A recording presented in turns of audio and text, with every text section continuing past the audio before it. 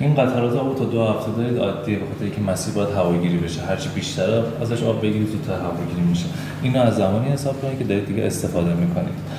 دمای یخچالتون، دمای فریزرتون که هرچی بالا بره خنک میشه. 24 درجه خیلی سرد، 16 درجه خیلی گرم، معمولش بین 17 یا 18.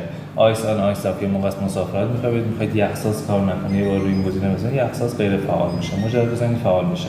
هر 6 ماهی هم چون میکنید ظاهر میشه. برای تعویض فیلتر زنگ میزنید 1699 برای تعویض فیلتر.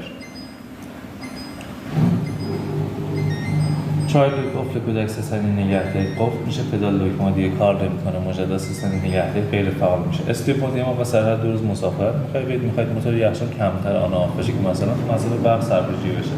3 ثانیه نگهداری حالت استریپ مود فعال میشه.